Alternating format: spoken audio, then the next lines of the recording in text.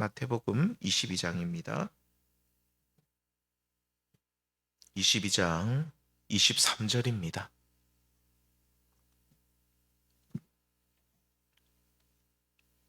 33절까지 조금 길지만 한 절씩 교독하십니다.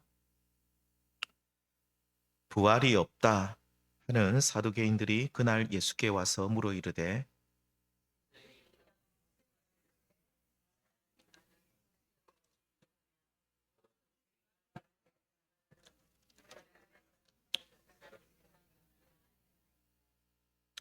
우리 중에 7형제가 있었는데 마지가 장가들었다가 죽어 상속자가 없으므로 그 아내를 그 동생에게 물려주고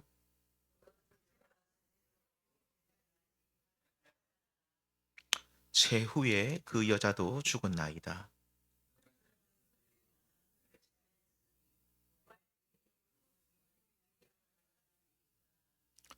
예수께서 대답하여 이르시되 너희가 성경도 하나님의 능력도 알지 못하는 거로 오해하였도다.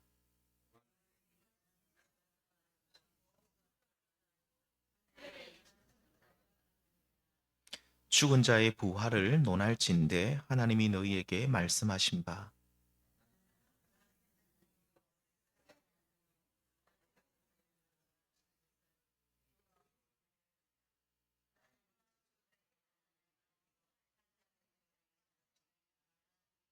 함께 했습니다. 무리가 듣고 그의 가르치심에 놀라더라. 아멘. 우리가 다음 주일이 우리가 부활주일이 아니고 종려주일, 종려주일이고 그 다음 주일이 부활주일입니다. 우리 부활주일 전에 종려주일을 맞이하는데 21장에 보시면 예수님이 예루살렘에 입성하시는 그 장면이 나옵니다.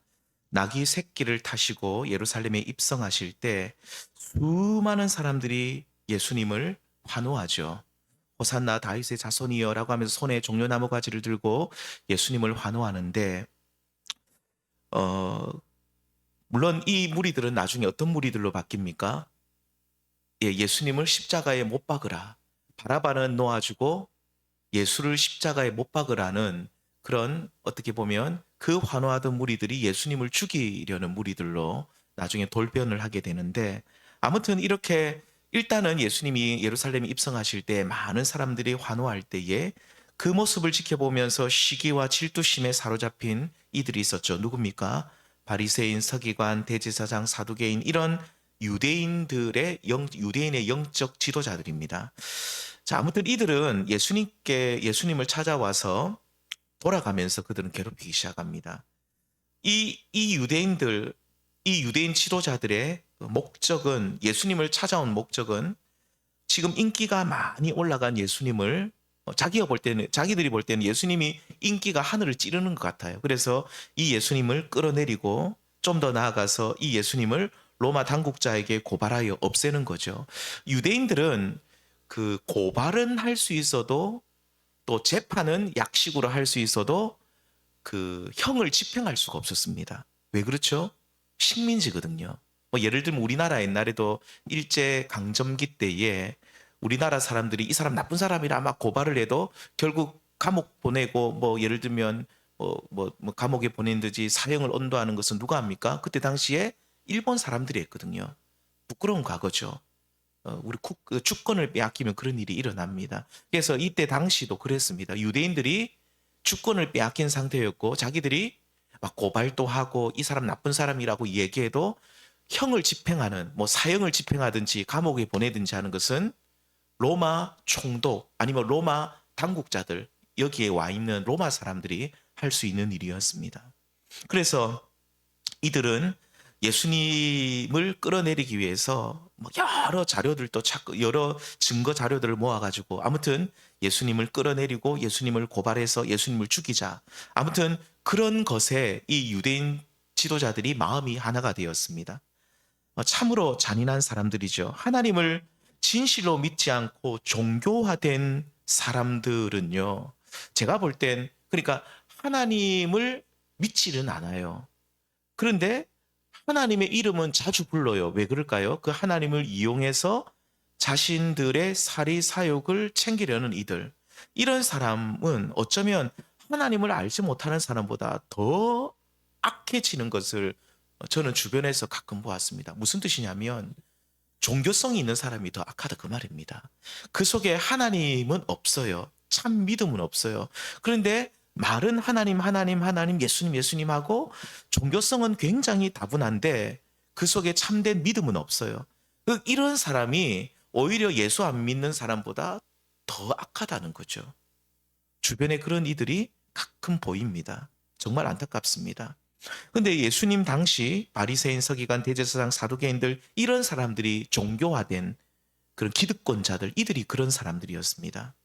이들은 하나님을 믿지 않고 종교화되어서 그 하나님을 이용하는 자들이었죠. 그리고 오늘날 수많은 이단들, 오늘 우리가 오전 성경부 때 이단에 대해서 잠시 살펴봤지만 이단들의 특징은 뭡니까? 그들도 똑같이 하나님 부르고 예수님 찾고 하는데 결국은 그들이 찾는 그 왜곡된 하나님이죠. 머릿속에 성경을 왜곡시켜가지고 그들이 찾는 그 하나님을 통해서 결국은 교주의 그 우두머리에, 그리고 그 우두머리 주변에 떡고물을 함께 얻어먹는 그 어떤 이단의 그 어떤 그 지도자들급 있잖아요. 그 사람들은 너무너무 잘 살아요.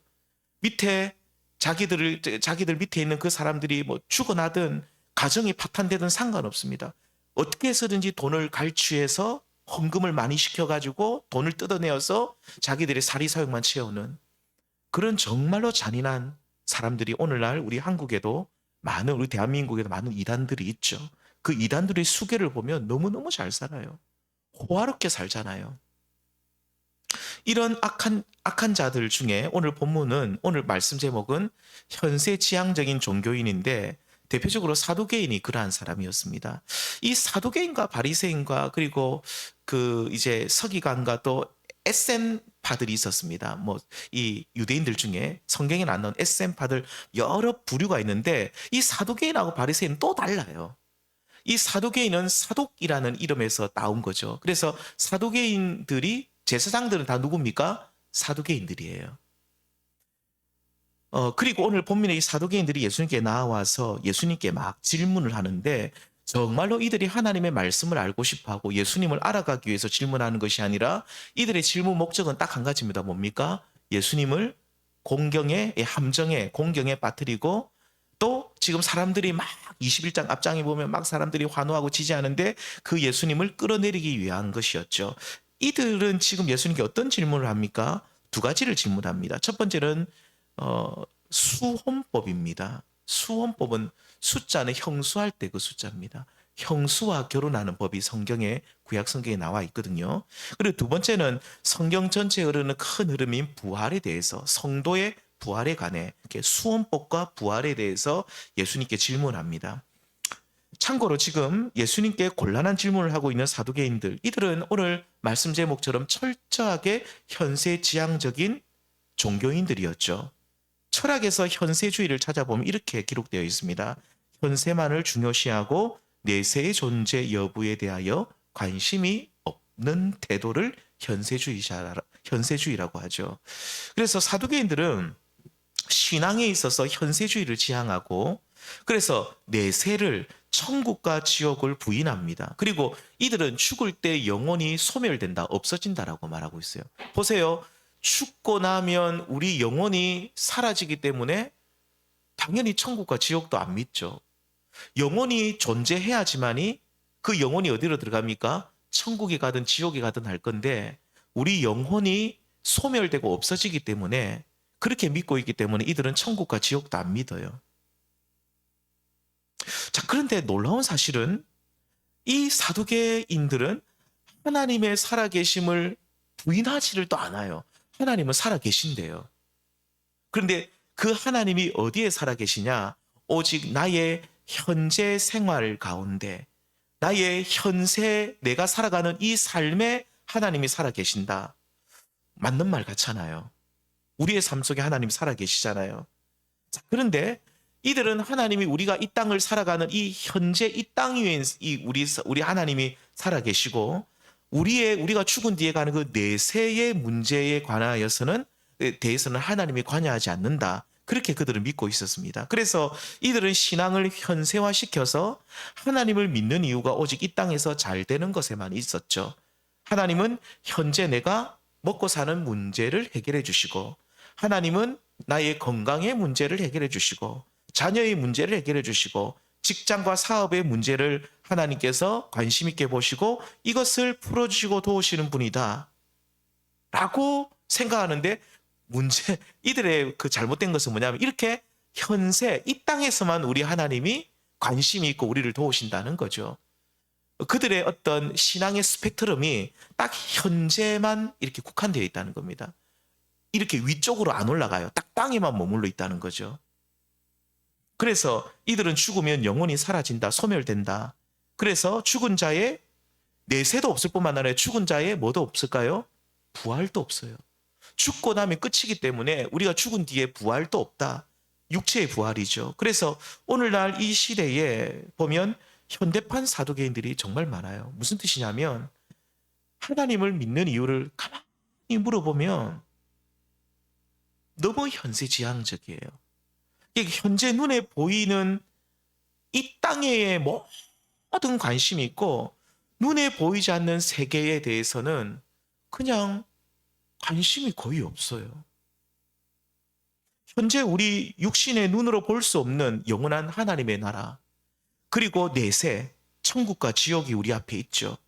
그리고 앞으로 우리 가운데 있을 육체의 부활, 우리 육체도 부활합니까? 안 부활합니까? 나중에 주님이 다시 오시는 날 우리 육체도 다시 부활합니다. 예수님 믿으면 우리 육체도 믿는 순간 부활하면 얼마나 좋겠어요. 근데 우리 육체는 예수님을 믿어도 우리 영혼은 부활을 하더라도 영혼은 부활합니다. 육체는 그대로 그 죄된 육체를 그대로 우리는 가지고 있죠. 아무튼 우리는 그래서 성도가 예수님을 믿고 그 영혼이 다시 살아나는, 그러니까 성경에 보면 우리가 이미 그리스도를 믿기 전에는 죄와 허물로, 로마서 말씀 보면 뭐라 하면 이미 죽었다라고 나오죠. 우리가 죄와 허물로 죽은 자들이다. 그런데 예수님을 믿으면 우리가 산다라고 할 때 그 사는 것이 뭐가 사는 겁니까? 우리 영혼이 사는 거예요. 부활인데 그거를 우리 영혼이 산다 또는 부활이라고 말하는 영의 부활이죠. 그런데 이런 것을 안 믿어요. 영의 부활도 안 믿어요. 이렇게 눈에 보이지 않는 세계는 관심을 두지 않고 오직 하나님을 믿는 이유가 이 땅에서의 성공, 출세, 건강, 자녀들의 잘됨, 사업의 번창, 이런 것만 오늘날 우리가 관심을 가지고 있다면 우리는 현대판 사도개인들이 되는 겁니다. 예수님께서는 철저하게 신앙이 현세화되어 있는 이 사도개인들을 향해서 29절에 주님이 분명히 말합니다. 너희가 사도개인들입니다. 성경도 하나님의 능력도 알지 못한다. 정확하게 진단하시죠. 너희들이 성경을 모른다는 거예요. 사도개인들은 성경 박사들이었어요. 바리새인들도 마찬가지고 성경을 달달달달 외우고 있었어요. 그런데 우리 주님이 뭐라 말씀하시냐면 너희가 성경을 모른다고 말하고 있어요. 하나님의 능력을 몰라요. 하나님이 죽은 자를 살리는 부활을 믿지 않으니 하나님의 능력을 믿지 못하죠. 하나님이 단순히 우리가 이 땅에서 무슨 일 꼬인 것 풀어주고 하나님이 우리가 먹고 사는 문제 조금 해결해주는 그 정도만 믿으면 하나님의 능력을 만분의 일, 천분의 아니죠. 우리가 만분의 일, 천분의 일도 하나님의 능력을 믿지 못하는 겁니다. 죽은 자를 살리는 하나님이 진짜 살아계신 하나님이죠. 근데 그 하나님을 안 믿으니 하나님께서 뭐라고 말하냐면 너희는 하나님의 능력도 믿지 못하고 있다. 결국 신앙이 세속화되고 현세화되면 이것이 신앙이 아니고 믿음이 아니다라고 우리 주님이 정확하게 진단해 주십니다. 오늘 우리는 사도개인과 같은 이런 신앙의 세속화, 현세화의 이 거대한 물결을 우리는 넘어가야 됩니다. 오늘날 이 세속화, 현세지향적인 이 종교화된 어떤 신앙이 종교화되는 이것이 오늘날 우리를 너무나 넘어뜨리려고 하는데, 그런데 이것은 분명히 우리의 신앙이 이렇게 현세화가 되어버리면 믿음이 아니다라고 우리는 진단을 내려야 됩니다. 오늘 우리는 사도개인과 같은 이런 신앙의 세속과 현세화의 거대한 물결을 넘어서야 되는데 어떻게 우리가 그렇게 할 수 있는가? 오늘 두 가지만 잠시 말씀을 드리겠습니다. 첫 번째는 예수 그리스도를 믿고 부활의 약속을 받은 성도는 자, 이 세상의 지혜로는 상상도 할 수 없는 영의 세계를 약속을 받았습니다. 자, 그런데 너희는 이런 새로운 영적 세계를 이 땅에서 좀 바라보고 소망하라고 주님이 말씀합니다. 그러니까 우리가 너무 땅 위의 질서만 보지 말고 지금 우리 눈에는 보이지 않지만 새로운 영적 질서가 우리 앞에 펼쳐질 것이니 그것을 너희는 이 땅에서 소망하고 기대하고 생각하며 살아라. 앞에서 말씀드린 것처럼 오늘날 사도계파와 같은 그리스도인들은 하나님을 믿는 이유가 이 세상에서 좋은 생활을 하기 위한 것이죠. 그 이상을 뛰어넘지 못하는데, 그런데 오늘 말씀해 보시면 예수 그리스도를 믿고 부활을 약속받은 성도는 놀라운 영의 세계를 약속받았다라고 말씀하는데 30절 말씀입니다. 같이 읽겠습니다. 부활 때에는 장가도 아니 가고 시집도 아니 가고 하늘에 있는 천사들과 같으니라. 아멘. 전 이 말씀이 너무 좋아요. 하늘에 있는 천사들과 같은 존재가 된대요. 부활 때에는. 이것이 무슨 말씀이냐면 이 땅에서 예수님을 영접하는 사람은 부활을 약속받습니다. 자, 부활은 크게 나누는 것이 좀 웃기지만 굳이 나눈다면 두 가지가 있어요. 영의 부활은 예수를 믿는 그 순간 즉각적으로 일어나죠. 허물과 죄로 죽었던 우리가 다시 삽니다. 하나님과 교통하는, 교제하는 존재가 되죠. 이것이 우리 영이 다시 살아났다. 영의 부활이라 말하고, 두 번째는 뭐냐면 육체의 부활이 있죠. 아까도 말씀드렸지만 육체의 부활은 그 부활이 심한 우리 속에 있고 아직 우리가 이 육체의 부활은 이 땅에서 우리가 경험하지 못해요. 언제 우리가 경험합니까? 그리스도께서 재림하시는 날, 우리 주님이 우리를 부르시는 그날, 하늘에서 우리를 부르십니다. 누구야? 라고 우리를 부르실 때에 정말로 천군 천사와 함께 우리 주님이 재림하시는 그날 우리는 육체가 부활을 하죠. 자, 예수님께서 이 땅에 다시 오시는 재림의 때, 그때가 되면 우리는 새로운 영적 관계가 형성이 되고 우리는 천사와 같은 존재가 됩니다. 그래서 새로운 가족이 생기고 더 이상 아프지도 않고 완전한 몸을 입게 되고 천사와 같은 존재. 제가 오전에도 그 아는 목사님한테 전화 받다가 다음 주에 제가 같이 지금 부산에 입원에 대해서 좀 가봐야 되는데 우리 그 밀양에서 성경 공부하는 8명 정도 목사님이 있습니다. 2주에 한 번씩 공부를 하고 그렇게 하는데 이제 모이면 공부만 해요. 진짜 우리가 말씀 보고 같이 토론도 하고 책 한 권 가지고 이야기도 하고 이렇게 하는데 그 이렇게 인도하시는 목사님이 그 이렇게 좀 몸이 좀 안 좋아서 이렇게 병원에 이렇게 가보니까 이렇게 하혈을 좀 하고 이렇게 해서 엉덩이에 피가 나와서 보니까 좀 직장이 안 좋게 단순히 그냥 치질인 줄 알았는데 치질은 좀 아닌 것 같아. 큰 병원에 가보라. 그래서 가보니까 지금 입원 중이고 아마 수술을 하고 일단 뭐 조직 검사도 해야 된다고 하니까 그래서 좀 마음이 좀 저도 좀 오전에 좀 무겁더라고요. 그래서 목사님 정말로 시골에서 그 우리 교회는 시골은 아니죠. 완전 반촌이죠. 그거는 진짜 시골이거든요. 그 시골에서 그렇게 참 정말로 성실하게 제가 아는 그 목사 정말 성실하게 목회하시는데 하나님 왜 저렇게 힘들까요? 라고 하면서 주님 도대체 주님의 뜻이 어디 있습니까? 또 저는 머릿속으로 또 의문을 가지고 하나님의 뜻이 어디 있습니까? 또 물어보고 그러면서 우리가 이 말씀에 보면 천사와 같이 된다고 그랬잖아요. 우리 누구나 다 아프게 되거든요. 뭘 잘못해서 아프다 자꾸 이래 얘기하시면 안 됩니다. 저 사람 죄 지어가지고 몸 아프다 이러시면 우리는 답이 없습니다.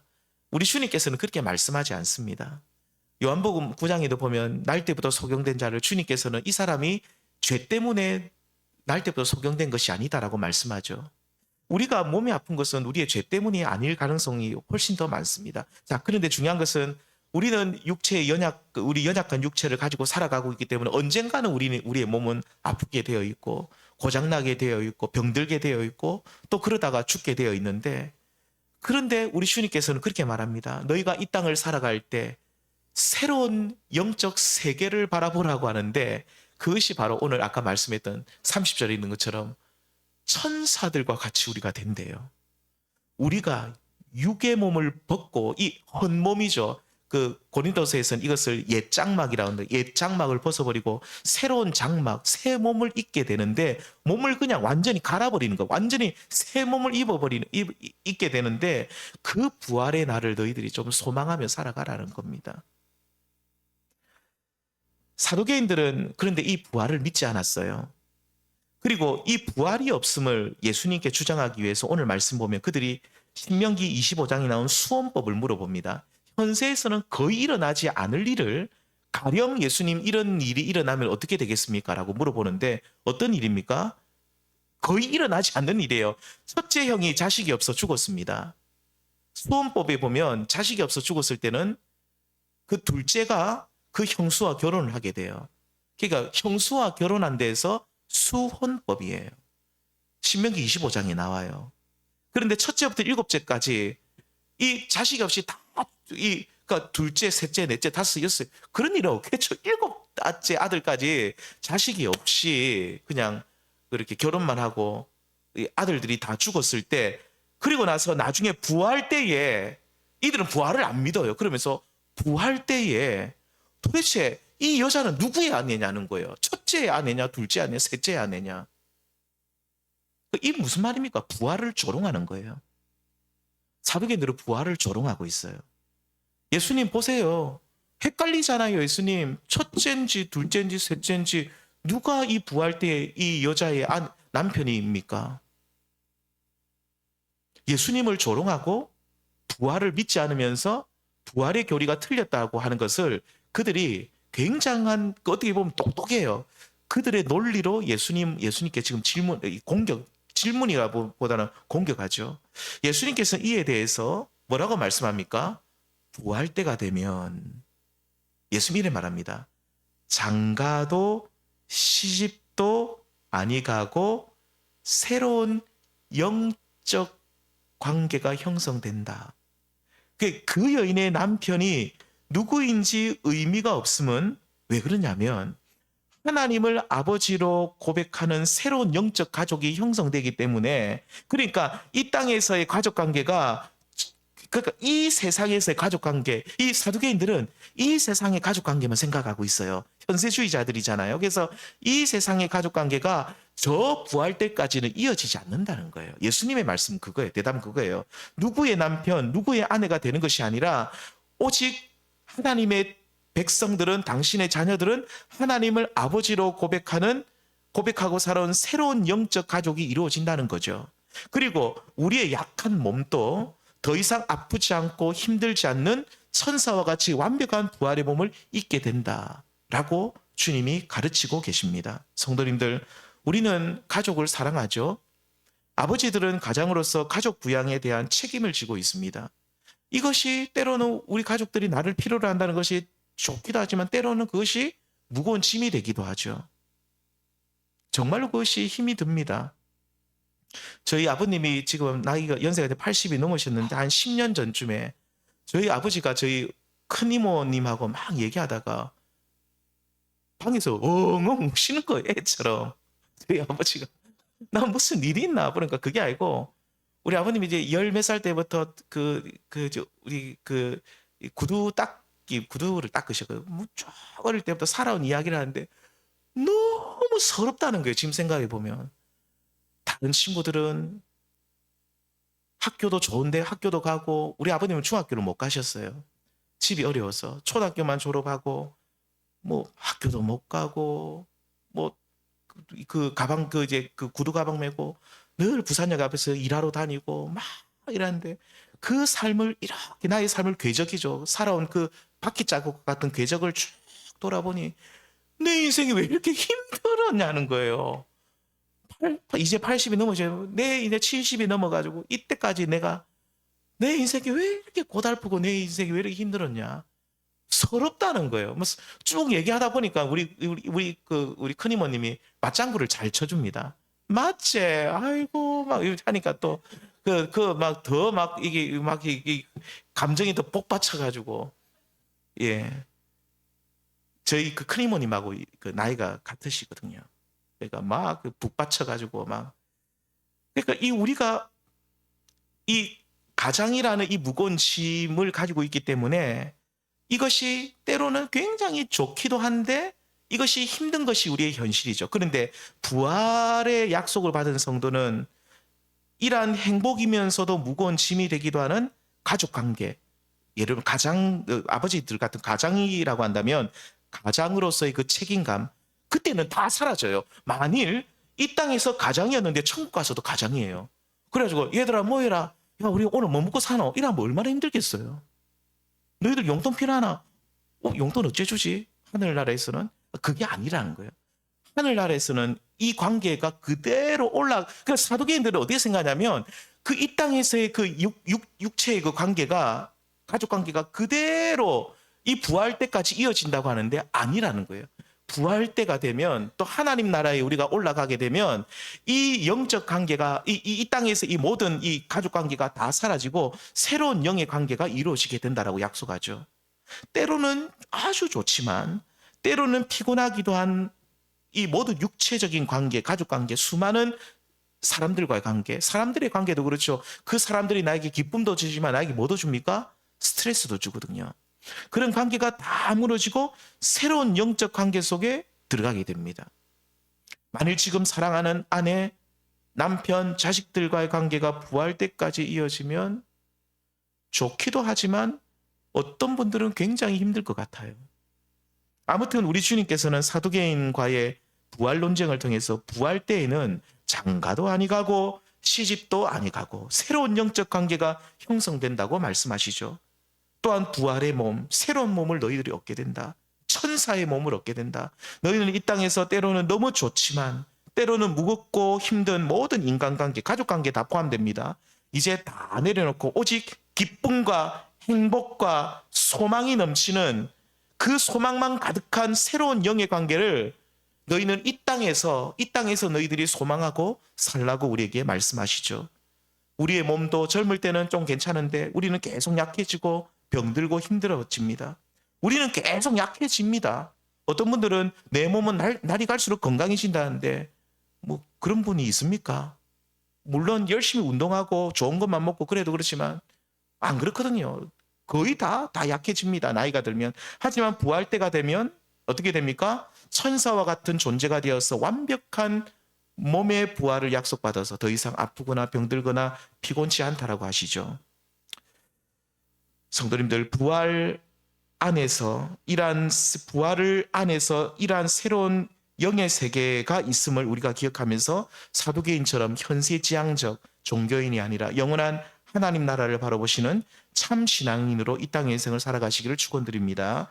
한 가지만 더 말씀드리면 이 사두개인들처럼 현세지향적인 종교인이 되지 않으려면 살아계신 하나님과 교제하는 생활을 우리가 이 땅에서 살아야 됩니다. 그러니까 하나님과 교제하는 일에 우리가 집중하고 그 삶을 실제로 땅에서 살아야 된다는 거죠. 예수님께서는 사두개인들과의 부활 논쟁을 끝내시면서 32절에 이런 말씀을 하시죠.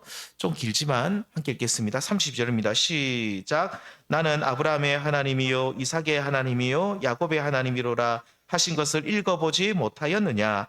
하나님은 죽은 자의 하나님이 아니요 살아있는 자의 하나님이시니라 하시니. 자, 예수님께서 여기서 가장 강조하신 바는 뭐냐면 맨 끝부분에 있는 나는 하나님은 죽은 자의 하나님이 아니요 뭐라고요? 살아있는 자의 하나님이다. 자, 그런데 예수님께서 사두개인들에게 이 말씀을 하셨을 때에 자 보십시오. 아브라함과 앞에서 이삭과 야곱을 언급하시잖아요. 이 사람들이 예수님 때에 살아있던 사람입니까? 죽은 사람들입니까? 이미 다 죽은 사람들이었어요. 그런데 예수님께서는 이 세 사람이 살아있고, 예수님이 이래 말해요. 이 세 사람이 살아있고 그래서 나는 죽은 자의 하나님이 아니라 살아있는 자의 하나님이다. 이게 무슨 말이에요 도대체? 결국 아브라함, 이삭, 야곱은 여전히 살아있고 하나님께서 이들의 하나님이 되신다. 도대체 이게 무슨 말이냐? 물론 이들은 모두가 이 땅 위의 인생을 살아가다가 아시겠지만 아브라함도 죽었고요. 이삭도 야곱도 다 죽었습니다. 하지만 예수님께서는 이들을 여전히 살아있다라고 지금 말씀하고 계신 것은 그 육체는 이미 땅에 잠들어 묻혀 있죠. 나중에 부활 때 그 몸도 살아날 겁니다. 하지만 그 영혼은 하나님 나라에서 영원토록 우리 하나님과 함께 살고 있기 때문이에요. 그래서 하나님은 살아있는 자의 하나님, 이들의 육체는 지금 땅에서 이미 오래전에 죽었지만 그들의 영혼은 지금 천국에서 하나님과 영원히 함께 살아가고 있다는 거죠.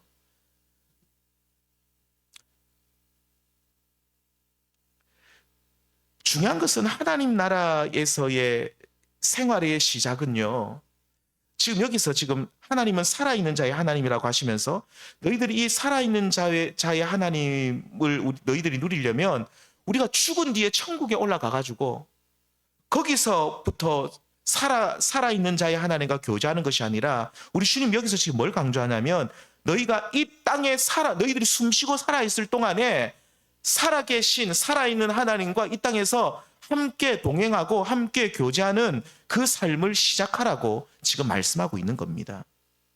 이 땅에서 죽은 자의 하나님이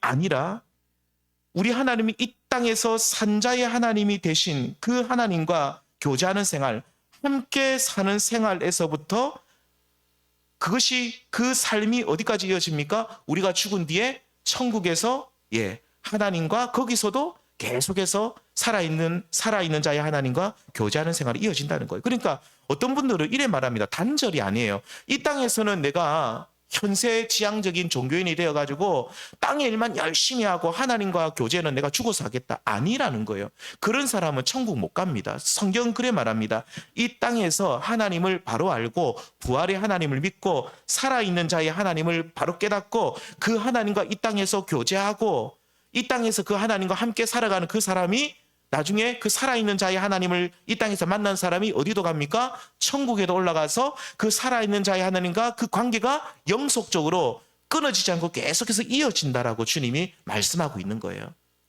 그래서 지금 이 사두개인들은 살아있는 자의 하나님을 그들은 이 땅에서 경험하지 못하고 있는 거죠.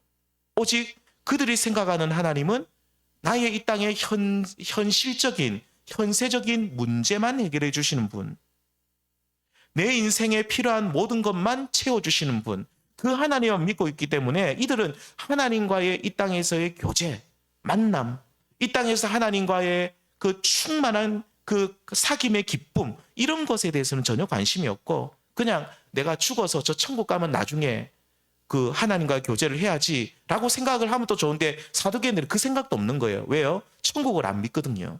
그래서 그들은 그냥 이 땅에서 하나님이 내가 필요한 것만 채워주고 필요한 것만 도와주시는 분이다, 이 정도 이상을 생각하지 못하고 있었죠.